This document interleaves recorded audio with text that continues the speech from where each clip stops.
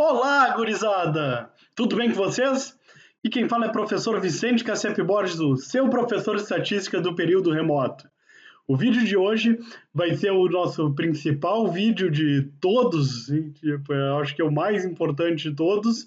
Então, por isso, eu já peço o like de vocês por antecipação, né? Peço para se inscrever no canal, porque eu tenho certeza que você vai gostar. Você pode acreditar em mim que você vai gostar. Depois já se inscreve no canal para já ficar inscrito. E depois que você ver o vídeo, você não vai se arrepender de ter se inscrito. O vídeo de hoje é sobre como escolher o seu teste estatístico. É um vídeo muito simples e é um conteúdo que eu criei. Eu nunca achei em lugar nenhum esse conteúdo e não sei por que eu nunca achei, assim, pelo menos dessa forma. Eu já vi listas de como escolher seu teste estatístico, mas todas bem mais complicadas. E eu acredito que essa é uma maneira simples, didática de demonstrar. E então, se você gostar dessa maneira e quiser publicar seu livro, só cita a fonte, tá? E se inscreva e dê o seu like no canal, é o mínimo que você pode fazer, né? Para aproveitar que eu estou te ajudando. E se essa coisa está errada também, porque é uma coisa que eu criei, que eu inventei, nunca achei em lugar nenhum, você me mostre o erro, me mostre onde é que está a inconsistência aqui. Né? Mas tá tudo certo, que aqui tá, não tem problema aqui, tá? É, vai estar tudo certo. Então, primeira coisa, como que você escolhe seu teste estatístico? Assim, a primeira coisa é que eu estou falando de testes estatísticos bivariados. Tá? Bivariados envolvem duas variáveis. Então, nós vamos criar uma tabelinha para fazer isso. Então, tá criando a tabelinha e nessa tabela a gente vai colocar o tipo de variáveis que a gente tem, porque a gente está falando de testes bivariados. Começamos então com as nossas variáveis. E as variáveis, em princípio, assim, pelo menos para a gente começar a conversar, elas podem ser categóricas ou escalares. Tá? Então, eu já dei uma aula sobre o que é uma variável categórica. A variável categórica é aquela que a gente estabelece categorias, e a variável escalar é aquela que a gente consegue fazer operações matemáticas. Esse é o dobro do outro, tipo, a idade de 10 anos é o dobro de 5 anos, dá para fazer esse tipo de operações, tem essa continuidade, enfim, tá? Então, só para recapitular a nossa aula. Então, a gente vai ter variável categórica e escalar. Categórica e escalar. A categórica, ela pode ter duas categorias ou pode ter três ou mais categorias. Então, uma variável do tipo sexo tem duas categorias, homem ou mulher, pelo menos na maneira clássica de ver o sexo. Tá? E, a, e uma variável do tipo time que torce pode ter mais de três ou mais categorias. Pode ser o Internacional, pode ser o Botafogo, pode ser o Flamengo, pode ser o Fluminense, pode ser o Vasco, pode ser o.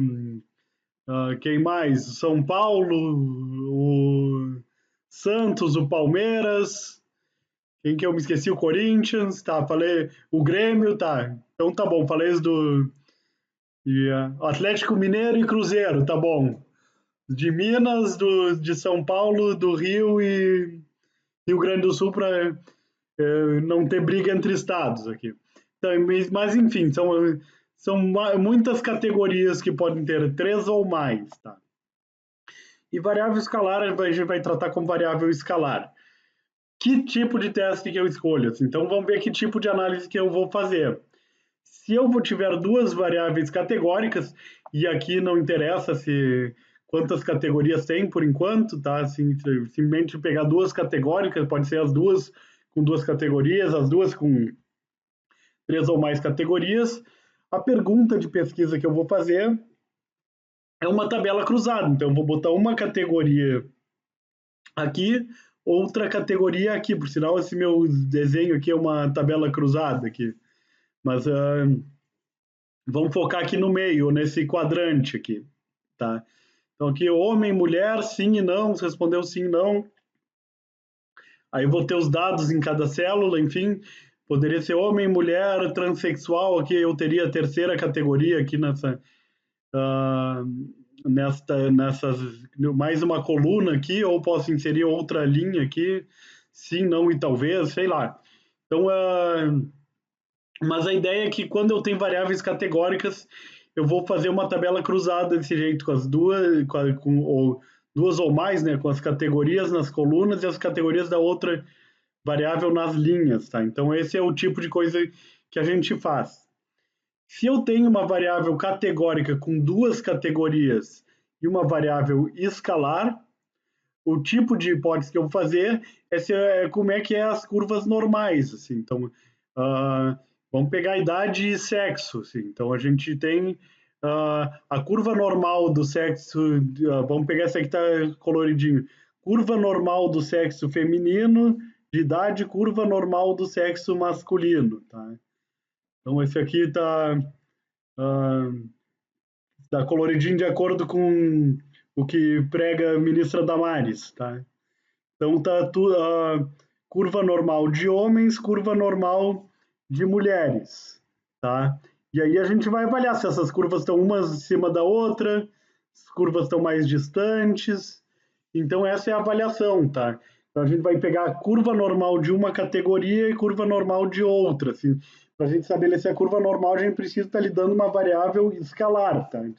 É a quantidade de variável escalar. Então esse aqui tem muito da variável escalar, pode ser a altura, tem muita altura, esse aqui é estatura mediana, esse aqui é baixo e, e por aí vai, tá? Então esse é o tipo de hipótese. Se eu tenho mais de três ou mais categorias, aqui nesse exemplo tem quatro, eu vou fazer a mesma coisa que aqui, ver essas distâncias dessas curvas, só que eu estou lidando com mais curvas, né? São mais, aqui no caso são quatro, pode ser cinco, seis, pode ser três. Então eu estou lidando com essas várias curvas, mas a lógica é a mesma do desenho que está aqui. E se eu estou lidando com uma variável escalar e outra variável escalar, o que eu vou, a maneira de eu analisar esse dado para eu entender esse dado é pelo scatterplot. Então vou colocar no eixo x uma variável, no eixo y outra variável e vou ver cada pessoa. Assim. Esse cara tem 3 na variável x e tem 2 na variável y. Então bota um pontinho dele é bem aqui onde está o meu ponto vermelho. Aí esse daqui tem 8,5 e 6 aqui. Então, e assim por diante, né? Então tem várias maneiras como pode ser esse gráfico, mas a ideia é que você tem duas variáveis escalares, duas variáveis que têm essa continuidade. Para quem mexe com Jamove ou SPSS, são duas variáveis que a gente coloca aquela reguinha do lado para especificar elas.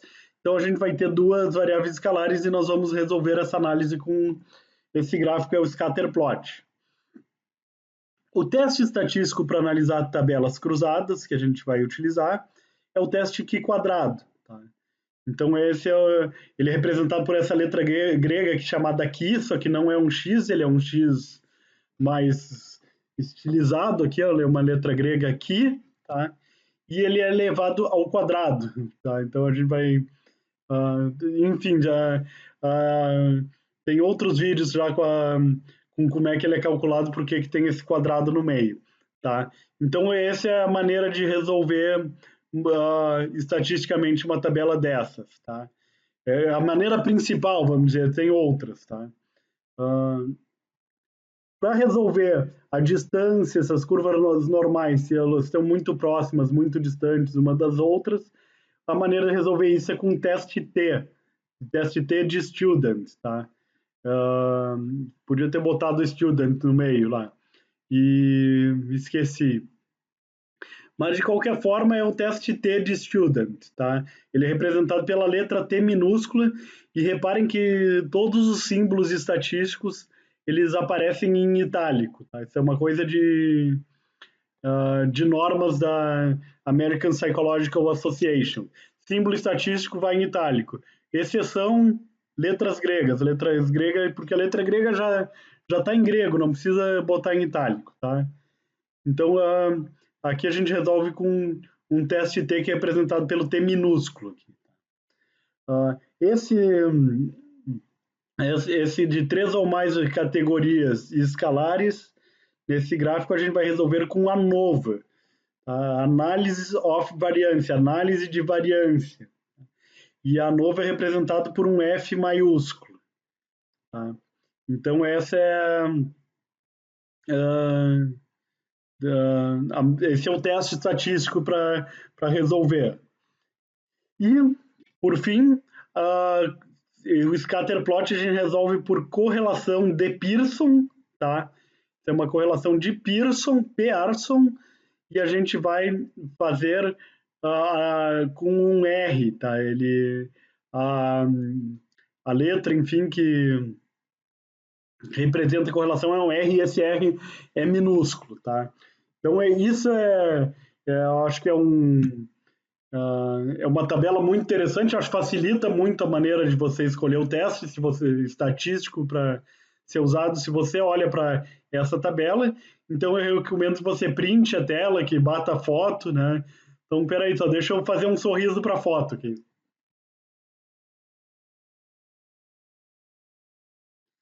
Então tá, então já sorri, você já bateu sua foto, se não bateu, volte o vídeo e bata a foto comigo sorrindo lá no meio, tá? E acho que vai ser uma coisa para você guardar, porque você sempre vai, que estiver mexendo em estatística, vai precisar olhar para essa tabela para resolver o seu problema de que teste que eu escolho, tá? Mas ainda não terminou aqui. A gente tem a mesma tabela, tá?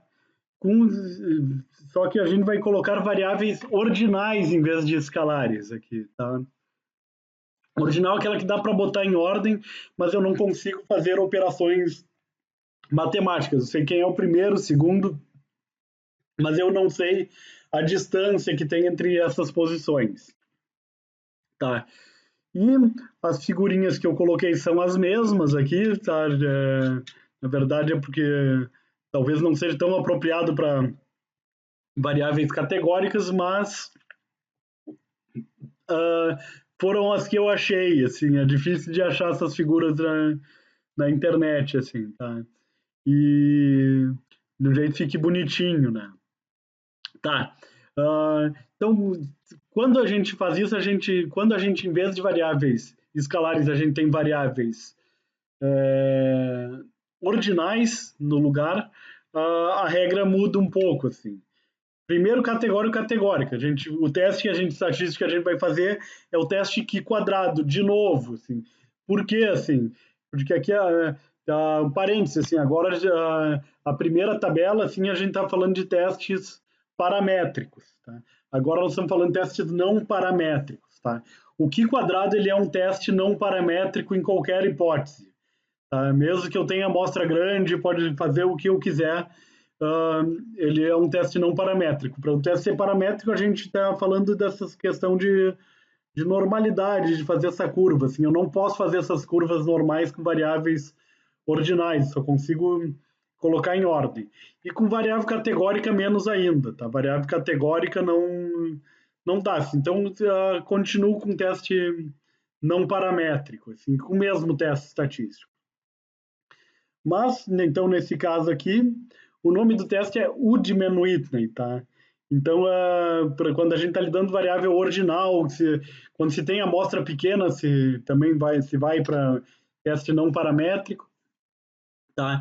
E aí o teste equivalente ao teste T de student é o Woodman-Whitney, tá? Que, uh, só que aqui ele não é mais um teste de comparação de médias, a gente não está falando de curva normal.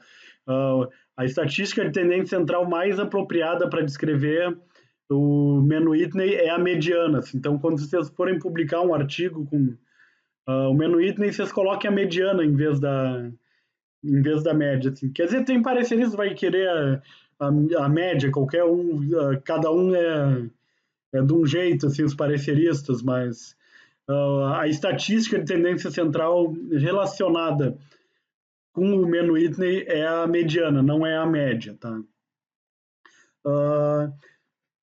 O equivalente da análise de variância, que é a ANOVA, para essa situação de 3 ou mais categorias e uma variável ordinal em vez de escalar, o nome do teste é Kruskal-Wallis, tá? Representado pela letra H. Tá? Então, esse também chamado grossamente de ANOVA não paramétrica também, tá?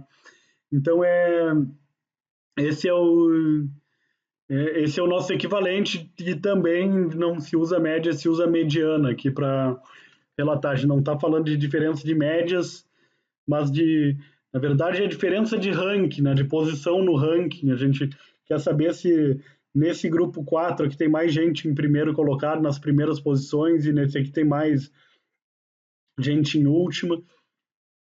Provavelmente isso está acontecendo, mas a gente quer saber a significância disso, né? Se, enfim, se a diferença é significativa ou não, né? E, enfim, então esse é o Kruskal-Wallis. E para a correlação equivalente à correlação de Pearson, a correlação de Spearman, tá? Um dos heróis da velha guarda lá da estatística, tá? Que é o Spearman, tá? Então, também a gente vai fazer o mesmo tipo de gráfico, de scatterplot, só que aqui nós vamos ter primeiro, segundo, terceiro, quarto, vai ser a posição no ranking, tá? Colocado em ordem, uma variável ordinal, tá? E a correlação de Spearman, ela é representada pela letra grega Rho, tá? Pelo menos antigamente, mas agora a APA mudou essa representação para um R minúsculo, que nem a correlação de Pearson, só que com um Szinho embaixo, subscrito, né, um Szinho subscrito para indicar que é uma correlação de Spearman e não a de Pearson. A correlação de Pearson não tem P, a correlação de Pearson é só o R minúsculo, tá? Mas a de Spearman tem esse S. Enfim, testes não paramétricos são menos utilizados que os paramétricos, mas é legal vocês saberem porque isso aqui vai ser importante na escolha do teste. Então tá, né, gurizada? Por hoje que eu tinha era isso, né? Eu agradeço muito a audiência de vocês.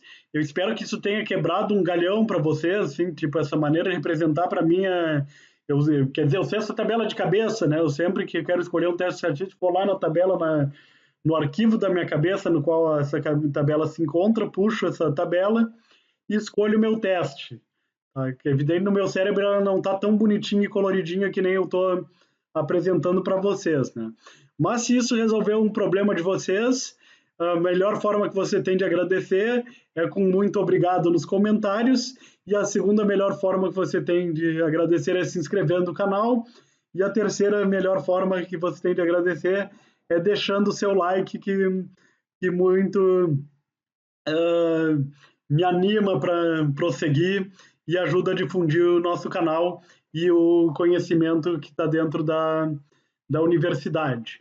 Tá? Então, enfim, então como tudo que é bom dura pouco, né? Então nossa aula vai ficando por aqui. Agradeço muito e nos vemos na próxima. Até mais.